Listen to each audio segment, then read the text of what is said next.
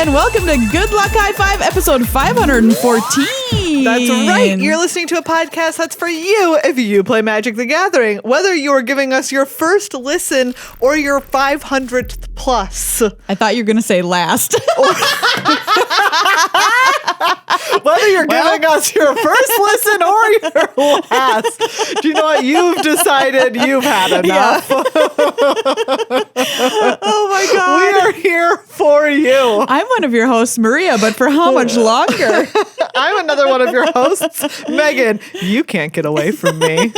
And on today's show, we've got a jam-packed show full of fun times for you. That's a guarantee. That's a Good Luck High Five guarantee. GLHFG, if you will. We're going to talk about Pioneer because Pioneer has been all the rage at these regional championships happening all over the world. Yeah, you know, with a return to paper, we're getting a return to some paper formats. And Pioneer is one of the freshest and most exciting of those. Yeah, we've got some deck lists for you if you are interested in trying out Pioneer, some of the best decks you can play, and some of my favorite deck you can also play. Some of my favorite deck. We're going to tell you all about that. We're also going to have a flavor text theater, movie pitches, everybody's favorite, a story time with Meghan. Yeah. What a hot time this is going to be. I know. And a Scryfall randomizer. I want to know what's happening in the Brothers War and on Dominaria and with Karn. We're still going to be a little bit back in the day with Dominaria United and Karn. Setting it up. It's a good time. It's a spooky time. Ooh, well, I'm here for a spooky time. Yeah. Do you know what else is a spooky time? The fact that it's almost December. Well, okay. Yeah, that also. Okay, we were watching, you know, in season 4 of TNG, there's like the episode where they all get paranoia. Okay. Do you remember this one? They go to find the Britannia. Okay. The ship that was like lost, and they get stuck in some sort of like phenomenon, you know, space that phenomenon makes classic. Them scared. No, it's that there's like another set of like creatures with whom they've never had contact on the other side that are telepathic, and their telepathic communication is at the same frequency as human brain waves for REM sleep. So everyone is suffering like extreme deprivation from like REM sleep. This is called Night Terrors. Yes. And it is legitimately like a really good 45-minute horror movie. Wow, that's very cool. I don't remember this episode. There's like this scene where, because everyone on the Britannia, when they go and find it, there's like one Betazoid who didn't die, but who is like essentially is just like in a terror coma. Is what I call it. And all of the human crew killed themselves or each other. Wow. And it's like really dark. God. And so there's this scene where Crusher is like in the morgue, and there's like 20 bodies, each on their own individual table, like draped in clear plastic, you know, like white clear plastic. Yeah. And she's having like the paranoia hallucinations also. And they all sit up behind. It is like incredible. It's really, really good. Wow. Like whoever did the visuals for like, and there's a bunch of stuff in the episode that's very good, but like that scene specifically, I was like, it was such a good like horror movie, like atmosphere and setting and visual. It was excellent. How did I get on this tangent? I don't even remember. Because you were saying it's spooky time? I don't remember. Spooky. We're here to recommend episodes of Star Trek The Next Generation to you of any kind that you might want. Or Star Trek Voyager. I'll put that in the mix. There's tons of good episodes, but I like this one. I was just so struck with like how well it was. It was like it was a perfect like 45-minute horror movie. Oh, that's excellent. It was so good. Have you ever had a night terror? No. Have you ever had sleep paralysis? No. Gosh, no. Absolutely not. I have had one time in my life. Was it so spooky? Because you know what they say? They're like, you like see a demon and and I'm like, that's ridiculous. The only people who see demons are people who spend their time thinking about like Catholic stuff and like, I'm going to imagine a demon. Like, I don't think about demons. Wow, Maria's here to roast Catholics. And sure enough, this happened to me like 6 years ago. I saw a demon at the foot of my bed and I could not move. I was paralyzed, but I knew the demon was there to like kill me. And you can't scream. You can't do anything. It was the most horrifying experience of my life. That's terrifying. Yeah. And there was a demon there. Yeah. So if you're listening, demon, what up? I hope this is your last episode. Wow. Yeah. So before we get into the show and before the demon stops listening, Yes. thank you to everybody who is our big time friend over on patreon.com/GLHF Magic. Yes, thank you already to the patrons who have upped their pledges to get this sweet, sweet playmat. I think we have about 10 already claimed. Wow. Which means that there are a scant 88 remaining. This is our beautiful Boggle Cruise playmat that you Yes. get. The way that you get it, if you're a patron right now, starting today, which is the 28th, because we record this on Monday. So the time you listen to this is going to be the 29th. If you're listening on the day it's released, if you are a patron, can up your pledge by $5. You get access to this playmat. Yes, or $60 if you have an annual pledge. Yes. $5 a month, Which is $5 a month. $60 Yeah. for an annual. And if you're not already a patron, what this unlocks for you on December 1st, okay, midnight. Become a patron at $10 a month or more. It's unlocked. Twink. That's the sound of a Wow. lock. Unlocking. Twink. Interesting.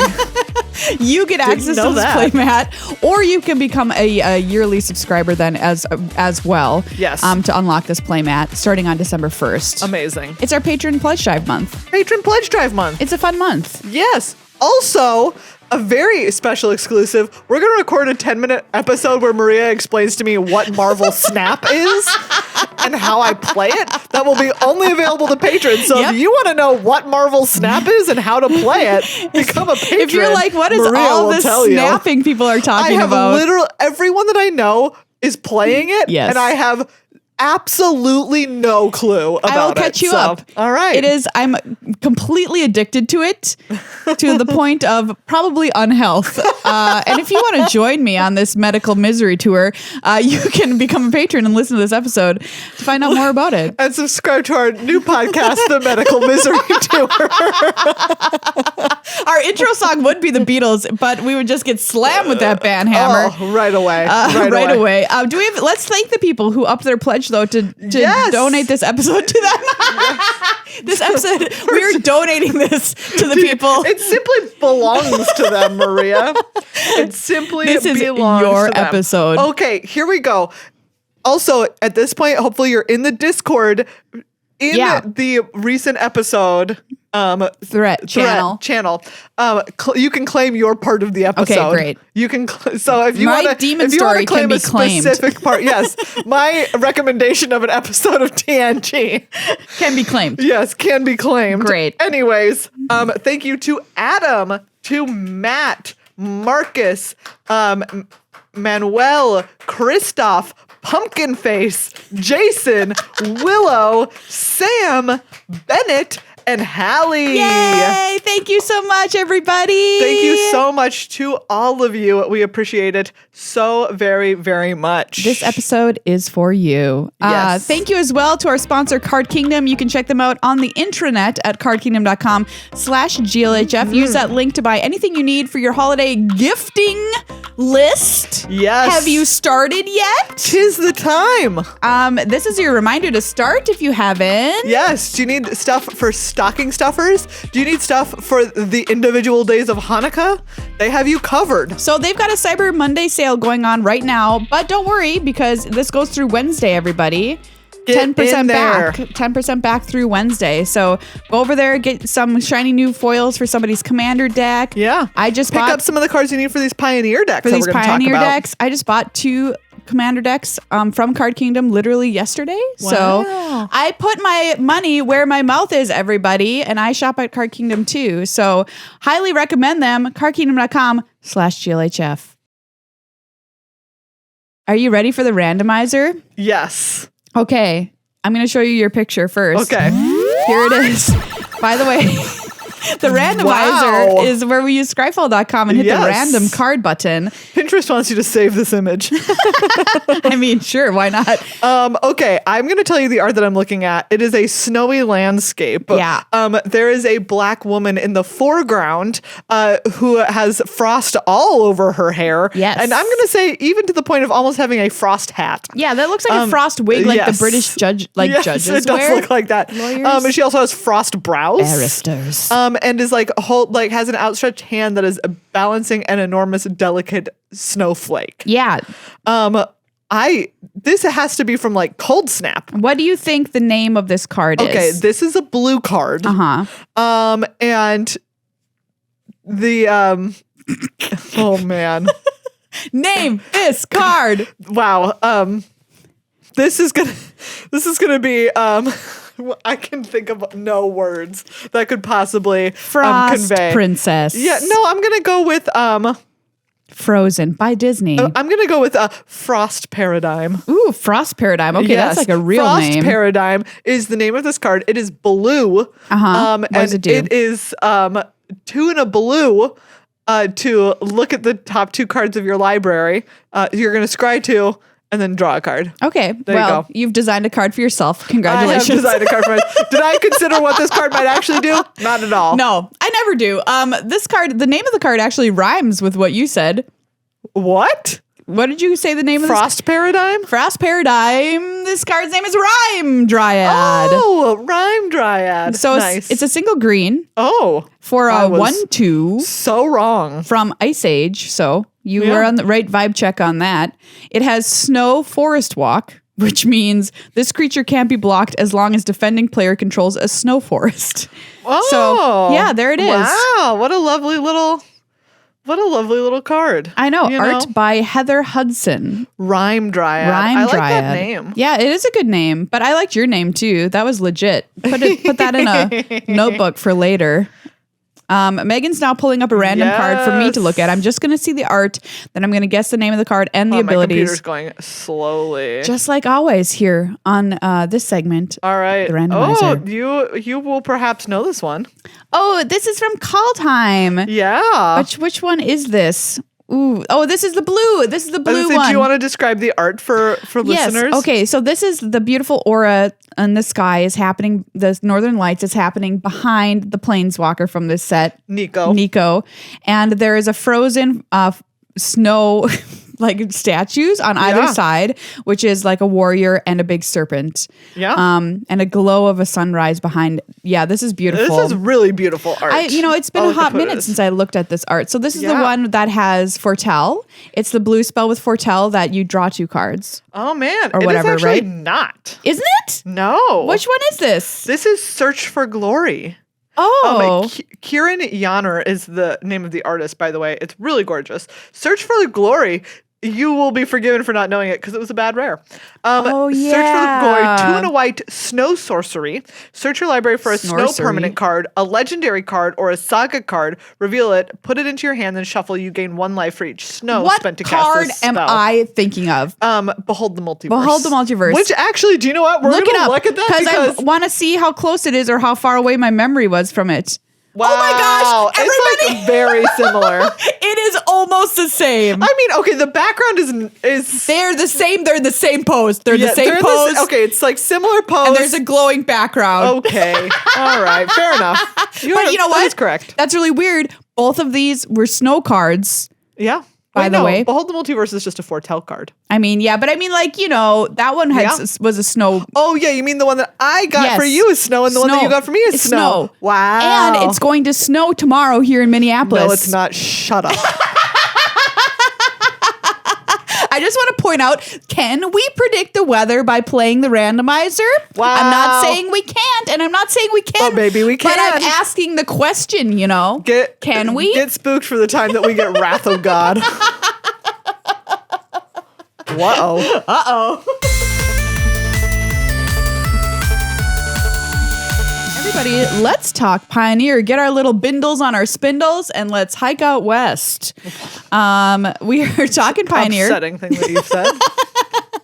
And a bunch of the regional championships have already happened. We still have more yet to come. Yeah. And those are the big tournaments that players qualify, at your local game store to go and play in a region that qualify you to go to the Pro Tour. Yeah. And the World Championship. Pretty cool. Yes. So there have been a bunch of them so far. There's been ones in Canada, in the US, over in Europe, in Brazil, in Australia, in Japan and Korea. Yeah. And in Southeast Asia, just tons of them so far. We're going to talk about some of the decks that have stood out from those. Yes. So Pioneer was kind of all of the rage before the pandemic hit because it was like the new format, right? That was basically like Return to Ravnica on, and we like had a great connection to it because that's exactly when we started playing the game.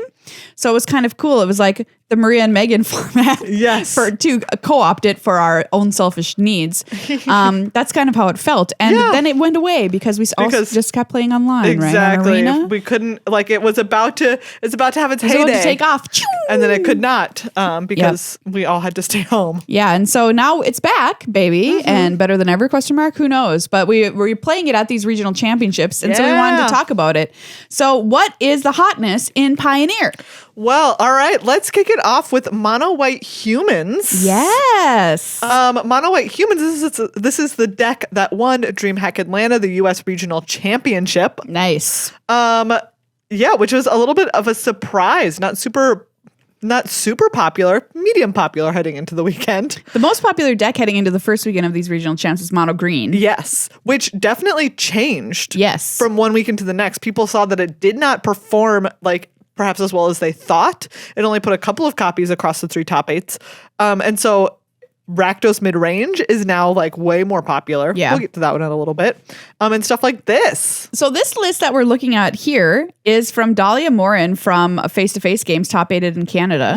And I love this deck, obviously. It's a cute little creature deck, just like you would assume a White Weenie deck to be.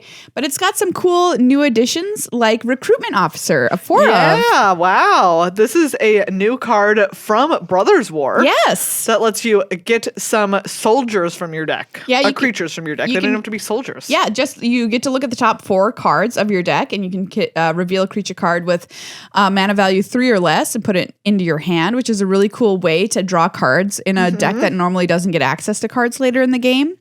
And I don't know, I just really like it. You're playing Thalia, Guardian of Thraben, to stop kind of your opponent, slow your opponent down if they're playing counter spells, that kind of thing. Thalia's Lieutenant, put counters on things.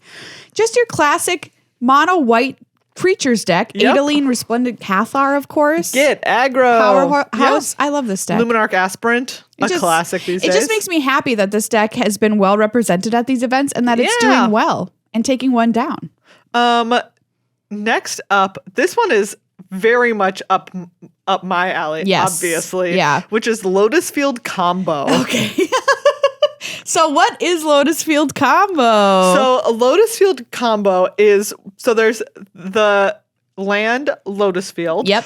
It has hexproof. It enters the battlefield tapped. When it enters the battlefield, you sacrifice 2 lands, and you tap it to add 3 mana of any color.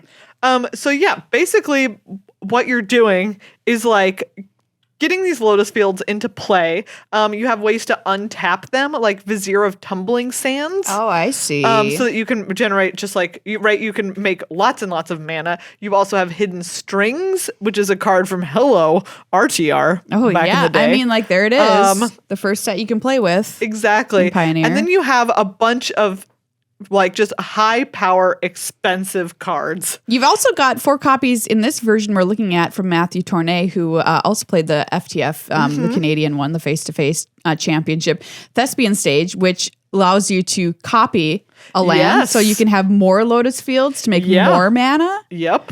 Ew. So what are you casting? What are you casting? That's a big question. What are you casting? You have cards like Behold the Beyond, which is discard your hand, search your library for 3 cards and put those cards into your hand, then shuffle your library. Obviously, you have Omniscience. Once you've got that down, you can just do whatever you want. Yeah, that's the enchantment that lets you cast spells without paying their mana costs. Yep. Dark Petition, which is another card that lets you tutor for stuff. Emergent Ultimatum, of course. This is the one where you search your library for up to 3 monocolored cards with different names. You get to cast 2 of them. Your opponent chooses which one you are not casting.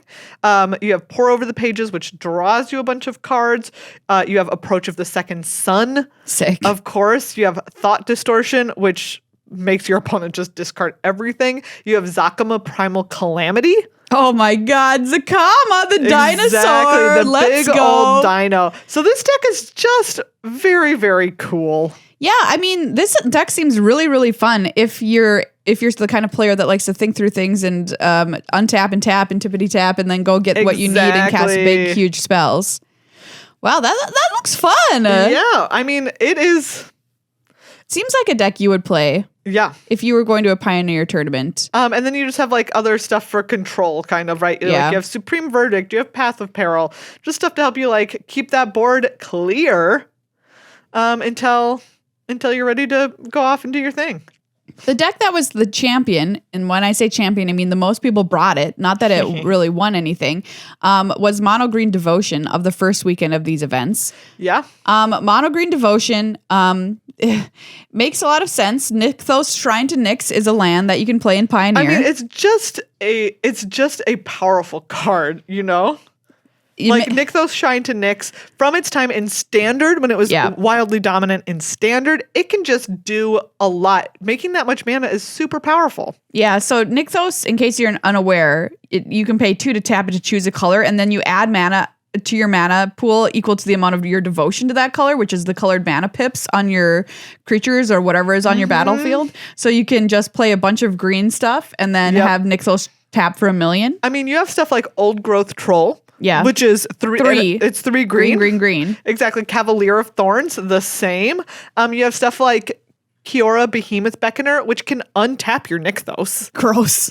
Right? So you can like tap Nykthos, generate all that mana, and then untap it. Ooh. Right? And Nissa, who shakes the world, will also untap your Nykthos. Yeah. Let you make all that mana again. And then you can cast a card like Storm the Festival, which is 3 green, to look at the top 5 cards of your library and put up to 2 permanent cards with mana value 5 or less from among them onto the battlefield. And it has flashback so you can do it again. Yes. I mean, just very, very powerful. It also has Karn the Great Creator, 4 copies of this. This is the card that lets you go and find artifacts in exile. And the sideboard is just a bunch of very powerful artifacts. Oh, so it's a toolbox sideboard using Karn. So you have Cityscape Leveler, which is a new card from Brothers War that just obliterates your opponent's things. Oh, yeah. You have Sky Sovereign Console Flagship, you know, just a good old classic. You've got the Stone Brain, another new Brothers War card to go and grab 4 copies of anything out of your opponent's. Yep. God Pharaoh's Statue, which is a card that like helps you close out the game without doing anything if you don't want to.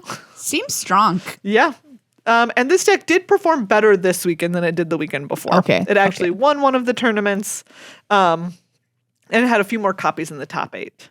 Let's take a look at Rakdos Midrange. This deck did very well this past weekend. Very dominant. I think, like most notably, the top 4 in at the Champions Cup final, which was Japan and Korea's regional championship.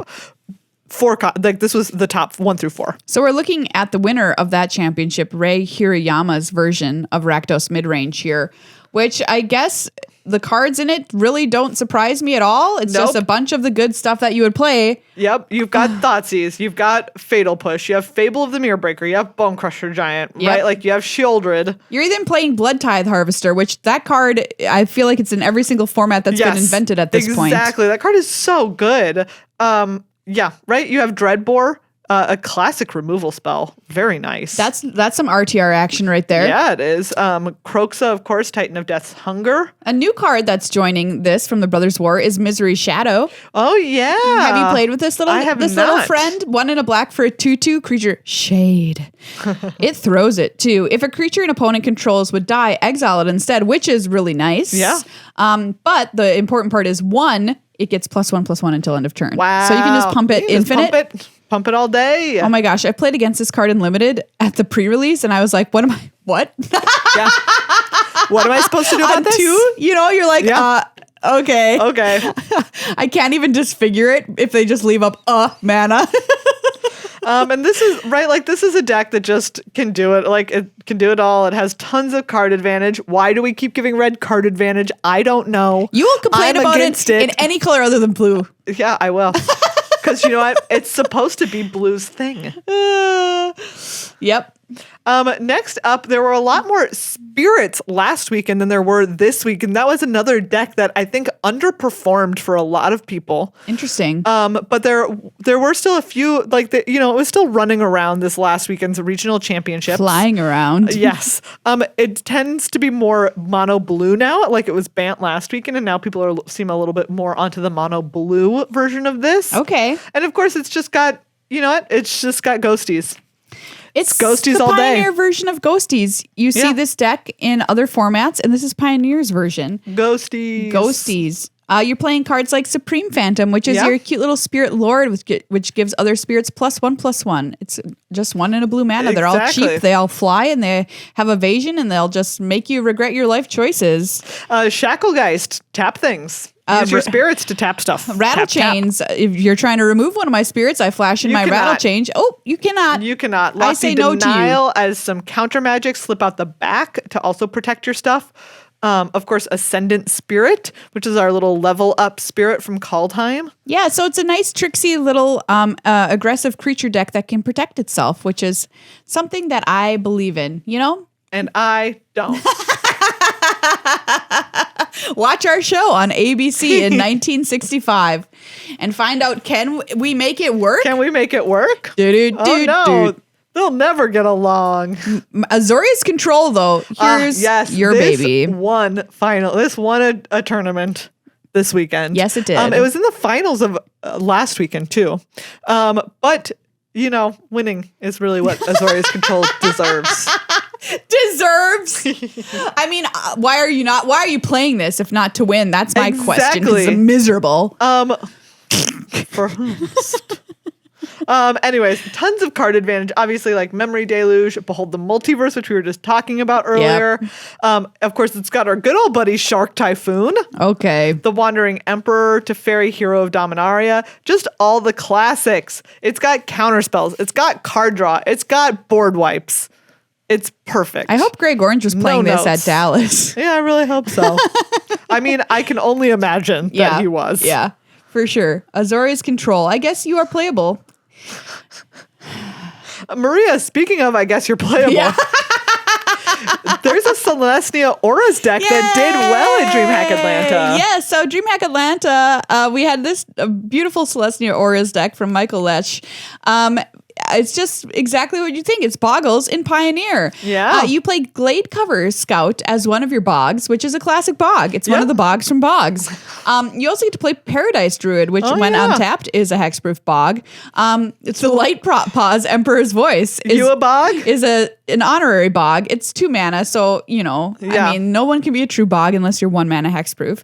And this isn't It also has but SRAM, Senior Edificer, your favorite friend. I love SRAM. Whenever you cast an aura, which is what you care about here, you get to draw a card. So see, it sounds like you also like drawing cards, Maria. You know what? I guess I do. The closest bog in this deck that's not true bog is Generous Visitor. 1/1 for a single green. Whenever you cast an enchantment spell, put a +1/+1 counter on target creature. Ooh, nice. Which we saw running around standard for a little bit back not too long ago. And then, of course, all of your auras that you put on all of your beautiful hexproof bogs, and you protect and you attack. It protect. Wait. It protect, it attack. But most importantly, it'll have your back in Pioneer, which makes me so happy. I recall wondering when Pioneer was invented, I'm like, oh, will there be a Boggles deck? Sure enough. Here you go. This one was in the top 8, and it very nearly took the whole thing down in DreamHack. Oh, so close. So close. I mean, you don't get your core Spirit Dancer, which we can all cry about, but apparently you don't need it. I think this would be so fun. I would love to try this out at a Pioneer event and have my opponents all universally hate my stinking guts. So if that's what you want, that's a deck for you to try. And like, we've really only like cracked the surface of the available decks in Pioneer. Like literally all of them had so many different archetypes. Yes. There's a Gruul mid-range running around. There's Karuga Fires, which is like a Fires of Invention combo style deck, which is also running around. There's tons of really cool stuff. So if Pioneer is something that you're interested in, check it out. Like hopefully your local game store is running some events in it. It just seems like a very cool format right now where there's a lot of possibility. And we've got 2 more weekends of these regional championships coming up. Yeah, 3 more weekends. 3 more weekends. 3 more weekends. 3 more weekends. Where we're qualifying more and more players for the Pro Tour coming up and the World Championship in 2023. So Pioneer seems to be where it's at the moment. Yeah. All right, Maria, are you ready for story time? I've got my slippies on. I have got my comfy little magic blanket that looks like a magic card. And I'm cuddling my little raccoon Kami. Let's go. All right. So this is going to be a brief story time because even though kind of a lot happens, it is summed up fairly briefly in episode 3. 2 sentences. In 2 sentences. Episode 3, The Locked Tower, which is the 3rd chapter in the Dominaria United story. I'm going to say it again. What? I love having Karn as a main character. I mean, Karn's He's a great main character. We love Karn. We stand Karn here on this channel. Exactly. What a sad robot. Yeah. What a delightful, sad robot. So, Teferi, Joda, Sten, Teferi. Wait, you said Karn. Karn is Let's is slow what this I meant the down. first time I said Teferi. And Jaya are all trapped in a tower on Argivia. Someone's going to fall in love. Well, actually, someone is a traitor. Maria. They are all locked in this tower where they ran after the secret Phyrexian attack during the Peace Summit. They all portaled here to get away, and unfortunately, there is a Phyrexian in the tower with them. See, this... And one of them might also be a Phyrexian. We wanted this to be like an episode of... We wanted this to be The Thing. Yes. And this is The Thing. Oh. It basically is The Thing. Or the X-Files episode Ice in season 1. Everybody, just saying. Basically, it is The Thing, except they're in a tower. They're all fighting. Joda is like, I'm mad that Karn gets to come up with a plan. And Jaya is like, that's because you're a grumpy old man, so shut it and sit down. And everyone's like, I'm sad Karn won't trust me to tell me where the Silex is because he thinks any one of us could be a Phyrexian spy. And Karn's like, any one of you could be. You're all corruptible, weak little humans. Deal with it. Wow. He doesn't say it in those words, obviously, but like, he's like, look, you're all people who can be corrupted, and I can't be because I'm Karn. Anyways, so they're like, okay, we have to go find, there was like the Phyrexian that got away in the tower. So there's like a bunch of levels to this tower, and they're like, classic, let's split up. Never split up! But they do. Yep. And they go around looking for it, and Karn devises a plan where he already hid the Silex with Joyra, right? But she doesn't even know that she has it. It's in her workshop. And so he, one at a time, as he's talking to people, is like, okay, I can trust you. I'll tell you where the Silex is. And then he tells them a fake spot. Oh, I see. As a way to figure out who it is. Karn, you old sucker. So he like tells Teferi that it's like on the coast somewhere, like at the Telerian coast or whatever. And meanwhile, they're like looking for this little Phyrexian that got away. Also, it is gross. There's like gross Phyrexian stuff all over the place. They're like Phyrexian fleshy goo. and also like gooey and like oily and also metallic. I can trust you. I'll tell you where the Silex is. Is Bane here? I was raised in a cave. Anyways, so right, they're going around. There's some gross imagery. There's like like a vent that's become like a gross Phyrexian eye ringed with other eyes. Ew. Really disgusting stuff. Anyways, they like are looking for it and they can't find it. There's like a commotion. They run. Jaya's found it and is trying to like blast them with fire, but they keep being able to divide, like to get away. Right. So like they kill some of them, but they can't kill all of them. They're like, if they've divided, we have no idea how many are even in this tower. So Joda and Karn together make like a little compass thing that will help point to where the Phyrexians are in the tower. What? Which is very cool. Oh, that's neat. Right? Using like the Phyrexians that they've killed, and then like Joda's locator magic, and then Karn's like ability to manufacture. So anyway, so they are going around the tower looking for things, but then they're like the compass is like, and it's because the Phyrexians are all around them. So they all get attacked a bunch, and Jaya like burns a bunch of them with fire, and Karn crushes a bunch of them. But Joda gets injured, and Teferi gets like really injured, like full on, like he gonna die if they don't get him medical attention. Teferi's like somebody that I could think could never die. I know, right? He's been around for literally forever. Yeah. He was Urza's student back in the day. And also he's like, Karn, look, I'm not going to say exactly I'm sorry, but I should have questioned Urza's bad personness sooner. And Karn's like, that's not an apology, but okay. Anyways, so they're all being attacked, right? They're all like recoalescing into one big group because you shouldn't have split up in the first place. And like Karn is checking one of his little scrying glasses to see if the places that he's told them where he hid the Silex are being investigated by the Phyrexians yet, to see if he can figure out who amongst them. That's a good is plan, Karn. It's a good plan. It's a very good plan. Karn is very smart. Yeah. Anyways, so Karn is like, oh man, No one has told yet, but I haven't gotten around to everybody in the group. I don't know who the Phyrexian is yet. Who is it? And then he's like, okay, the whole tower essentially at this point has been Phyrexianized because it's Thran machinery. And they're like, the reason why we're getting attacked from all over is because all this tower is like a Phyrexian essentially. And that's gross. And they're like, we have to go shatter the power stone that powers it.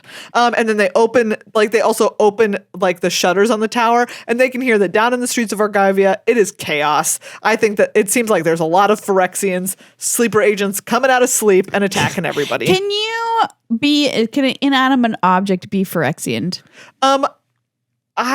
It appears maybe so. Because this tower is powered by something, so that's exactly. So maybe. But it kind of seems like yes, anything can be a Phyrexian. It can be Phyrexianized. Oh my gosh. So, anyways, they're like, oh no. And he tells Sten, oh, Sten, it's hidden in this other random spot where it's not actually. And Sten is like, it was me all along. I was the sleeper agent. That just awakens him? Yeah. We're like, yes. Being told the location, he's like, that's the information I needed. Ha-ha. And like his top busts off Hulk style. And he turns out he's a Phyrexian, and there's like a bunch of like sloopy arms. Yeah, sloopy arms essentially. Mechanical sloopy arms. He's attacking everybody.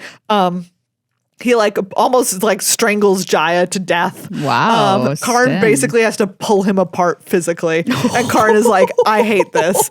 I feel really terrible. I was not made. Exactly. I was not made to kill. No, I except was that made he to was. I mean, I was, but I don't want to. He was made to kill him, but that's part of why he's sad about it. He's like, this really sucks. I didn't want to do this. Like Urza made me do this as a war machine. You live from but he's there. he's like, I'm not killing Sten. Sten was already dead, right? Like Sten has been completed. He's been Phyrexianized. Also, while the Phyrexians are attacking them and stuff, everyone's like Jaya has like a cut, and everyone's like, did you get oil in that? Because you could become next. It's like zombie also, because they're like, oh, if one of the Phyrexians like bites you and gets Phyrexian oil in you, you could be completed. It's more like an X-Files episode every day. You could get completed from this like cut on your arm. So anyways, they're like all trapped in the tower trying to fight, and they like call the Weatherlight for help. They're like, Weatherlight, Shauna and the Weatherlight. Hey, Weatherlight. Hey, Weatherlight. Can you come pick us up? Come get us, please. Things are pretty sucky right now. Exactly. They're like, Teferi's about to die if we don't get him medical attention. Joda like sapped all of his magic trying to heal and protect people. Jaya just almost got choked by Sten. Yep. Sten slooped out. Sten slooped out. We're in a bad shot. We're in a bad spot. He morbid out big time. Come pick us up. And that is chapter 3. Wow, it's a little bit like a that's locked cool. tower mystery and a little bit like a zombie apocalypse story. I like that episode. It was an excellent episode. That's probably my favorite episode of Storytime. Yeah. That we've ever had. I love it. Action packed the whole way. It really was. Accusations, jacuzzes flying left and right. Yeah. I would love to see that animated. Yeah. Or like whatever. Put it in your series, Netflix. If that ever happens. If that ever happens. Everyone, it is time for Flavor Check's Theater Movie Pitches Brothers War Edition. All right, so we're cracking this Brothers War set booster. Which I obtained legally, but with no money. Which we all know, Maria. Did not. Maria confesses to being a thief on her own podcast. Our token is a soldier. Nice. We're going to mix up these cards, put them onto the table, and then we are going to pitch you movies or TV shows based on the title or art or how it's somehow inspired by the cards. Have any of these become a feature film yet? No. But any moment. Any of them could. Any of them could. Any time. Because we've had some pretty good ideas and some pretty bad ones. Ooh, look at our art card. Art card is Autonomous Assembler. Cute. Oh, I just have a mountain. It's my first one. Well, that doesn't count. I know. Pulling one right now. All right. Oh, this one is a very timely film. Ooh, okay. This one is about a woman who works like a classic factory job. We're gonna say that this is set though during the World War when like World War II when women are working in factories. These right? are all gonna be World War II films. Yeah, Calling they're it right now. Brothers War. Here we go. Right, she's like an manufacturer on the line. Yeah, and she is like a perfect she's like doing the hard work. She's doing a good job. She's a great employee. But everyone is like, wait a second, like we're not getting paid the wages that like the men doing these jobs were getting paid. Classic. We're like, there's not any safety precautions in place. Classic. And so they're like, we're going to form a union. And so it's a classic film about Great. this woman working at the steel plant, being an excellent employee. Yeah. And do you know what excellent employees do? They form unions in Steel Exemplar. Great. There you Great. go. Oscar bait there for Yes. sure. Oh, absolutely. In this film, it's also a World War II film, surprising no one. It's set from the point of the view of the enemies before they bomb London. Wow. So Wow. We're setting this film from the point of view of the Germans? it has to be to work, okay? Okay. But inside the German camp, there is a sleeper cell of people who are working against the Germans. They're working for the Allies. So there's a bunch of spies in there, and they're like, all right, we're getting ready to come and blitz London. Like, get ready. They call the U.S. and they're like, hey, get ready. Oh wait, I don't know why they're calling the U.S. But you know what? We're going to say that they do it. They're calling. Hey, United States. Get ready. We're coming for London. Get ready. And the thing that they have that's like their secret weapon is that they've been working on, much like the Enigma machine, is a robot that's going to fly one of these planes. Oh. Just one? Just one. Okay. That's all the time they had to make. I mean, it was the 40s. And so they make this robot to fly one of the planes, but what the robot's going to do is in mid-flight, it's going to turn around and it's going to bomb all the German planes so that they can't destroy all of London. What they did is they gave this robot a conscience because you got to in this film. Wow. This I'm is like some real alternative history. This is like your own. It's historical fiction. This is like your I own don't know. Inglourious Bastards. Yes, but also it's like Pixar because there's a robot. Because it's a robot. So it's the Iron Giant meets the Iron Inglourious Giant. Bastards. Yes, that's what it is. Do you know, that's actually a really good like mashup. Like if someone pitched me that, I'd be like, green light it. I mean, it does kind of sound cool now that I think about it. Yeah. And the robot, it has its conscience, so it's trying to figure out like should it betray all of the Germans, of which the only world it's ever known, since its creation, and reverse bomb them when they're trying to bomb London in Blitz Automaton. Wow. All right, I get it. I mean, it's going to be like pretty bad, but you'll watch it. All right. This is the story of a village that has grown into a bustling city beside a forest. Yeah. Beside like a forest that's kind of like so vast, they don't really know the other ends of it. They trade like with, like other cities, other villages and stuff on like the developed land, but they're the ones that are beside this forest that is like so deep and vast, people don't go into it. Yeah. But then suddenly something starts coming like at night along the edge where the forest is. There start to be like really spooky happenings, right? Like buildings getting destroyed, people getting disappeared, animals like livestock getting disappeared, and everyone's like, what is happening? And they're like, oh, it is of the size that like it must be something enormous, right? It's not like other people doing this, like coming and raiding this house and destroying it or something, or people kidnapping other people's livestock. They're like, it's just like this house is like crushed by like a giant fist. Or it is like all of the animals have been disappeared and they don't go anywhere. Like we don't know where they are. And so they like make a set of sentries to watch the forest on that side. And they can never seem to see anything except for one of them who one night sees like what looks like the forest itself has become an enormous like horseback knight that comes out and is like made of like branches and stuff that are all formed into this knight. Yeah. And it is the forest taking its revenge. Getting revenge. Yes, on the people in Gaia's courser. We watched a horror movie like that recently. Except he just goes with the courser, and he's like, yeah, I'm not gonna fight for the city over this. No, you're right. You take it, Forrest. In this film, I have another steel exemplar, but foil. Ooh, foil. We are once again we're with some robots. It's a robot society. They've killed all humans and have taken over, which will eventually happen, of course. And this is what it's gonna be like. And they form their robot society. And in robot society, they realize that everything is brutalist architecture. There is no art. There's no music because there's no reason for it because they're robots. And they're like, we don't need that. Everything is painted gray, shades of gray. Their houses are gray. Their robot underwear are gray. Everything's gray. Yeah, everything's gray. And everything's shaped like a box until one day one robot is born.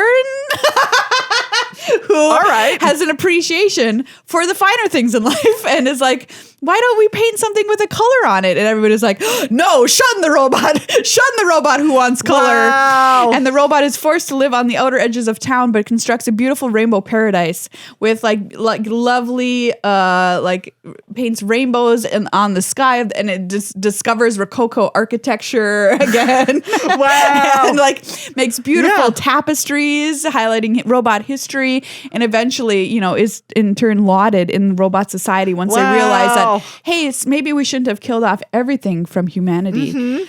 In Spectrum Sentinel. Wow, that's pretty good. I'd watch that. A little Rainbow Bright kind of situation, I also imagine that being Iron Giant-esque. Yes, it was very Iron Giant-esque for sure. Okay, this is a story. It is set in something kind of more akin to Middle Earth or the Black Cauldron series, whatever the name of their place is.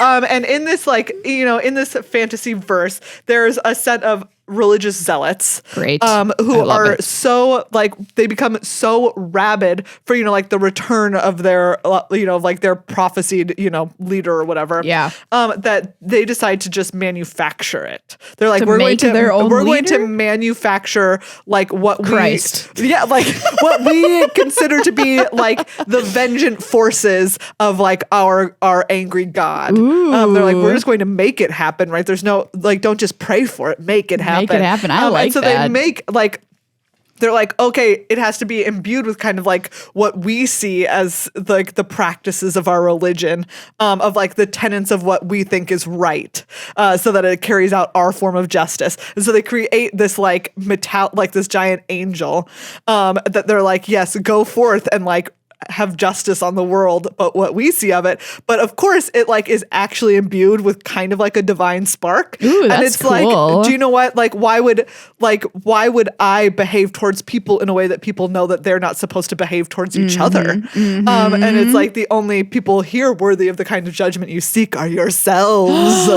In steel seraph. Wow, that's cool. I like that idea of making your own religious figure when they don't appear. You're just going to manufacture it. I like that idea a lot. That's pretty cool.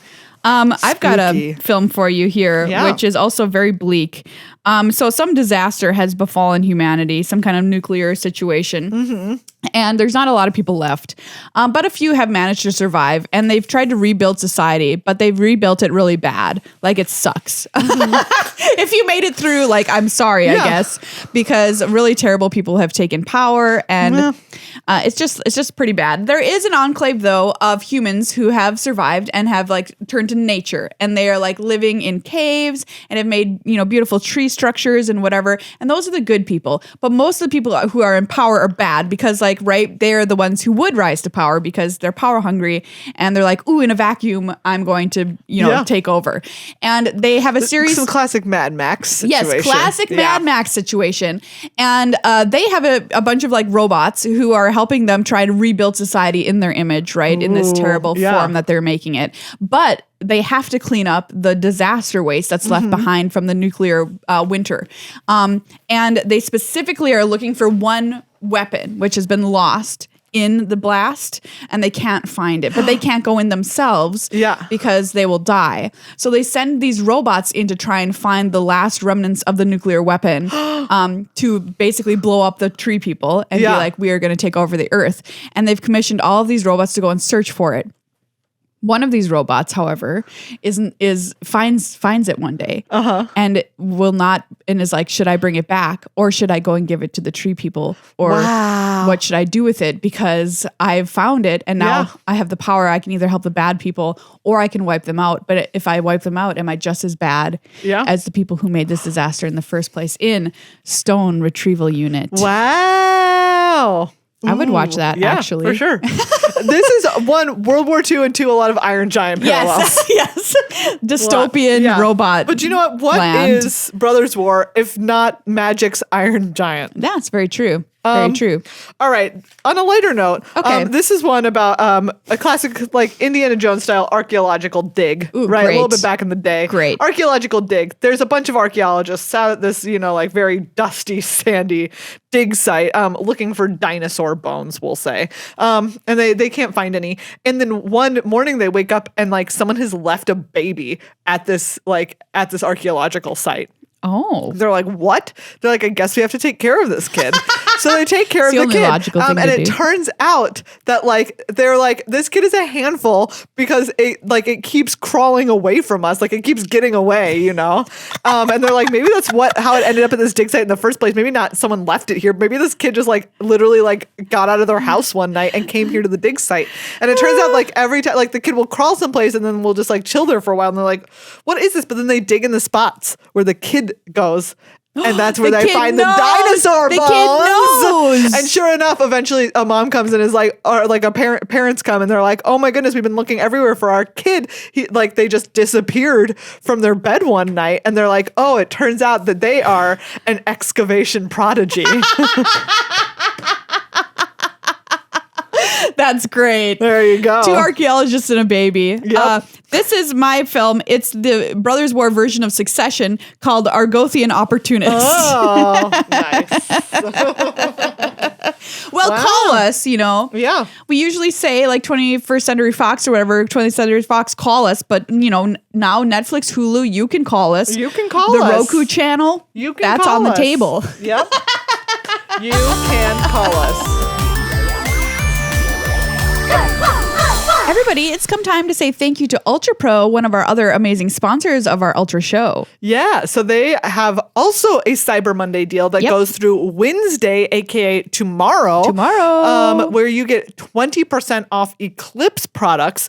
This is their line where they do the color of the month. They have like a gorgeous array of colors. They have everything from like beautiful like alcove flip deck boxes to like the clear like acrylic deck boxes. I love those clear ones. Yes, the They're clear so ones are pretty. so cool. Gorgeous dice, like really, really nice sets of dice that come in. Like you get a couple of D20s, some D6s, and a bunch of all the kinds of dice that you could possibly need. They've also got 50% off dice and dice accessories, 40% off select deck boxes and sleeves. And remember, you can always use code GLHF. Wall scrolls, 50% off, just saying.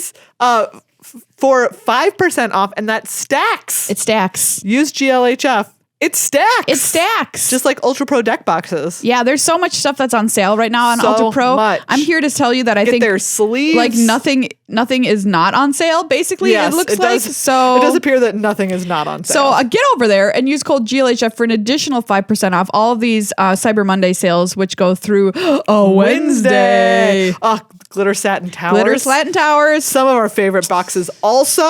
Just everything. All of Jeez. it. Good stuff. Well, cats and kittens, that's this episode of Good Luck High Five. Yes. Thank you once again to everyone who made this episode possible, Yes. to Card Kingdom, to Ultra Pro, and to all of our new patrons. Remember to go over to the Discord and claim which part of the show is yours. Those were Adam, Matt, Marcus, Manuel, Christoph, Pumpkin Face, Jason, Willow, Sam, Bennett, and Hallie. Thank you. Thank you to every single one of Thank you so much for making this show possible. And we're very excited to ship you your playmats and buttons. Yes. And look, Maria, that's 1, 2, 3, 4, 5, 6, 7, 8, 9, 10, 11 already claimed. So Okay. a scant 87 playmats Get in there, for me. everybody. So yeah, starting the 1st of December, become a new patron at $10 a month, or starting today, yesterday, actually. If you're a current patron, up your pledge by $5 a month or $60 for the year if you're a yearly patron, and you get access to one of these awesome playmats Yes. too. So get in on these. You don't want to miss out. It's truly a thing of beauty. And we just love you to have you part of our family here to close out the year. Give us a present for the holidays. Your patronage is the best present that you could give us. Show your support for stuff like story time, for Flavor Text Theater, for Magic the Amateuring with Judge Rob. Yeah. All Our of it. new old segment. And a special patron-only access to Maria Explains Snap to Meghan. That's right. I'm so excited to learn what Snap is / how to play it. Yeah, absolutely. That's available to patrons only. So become patron, patreon.com/GLHF Magic. And we'll see you here next week, friends. All right.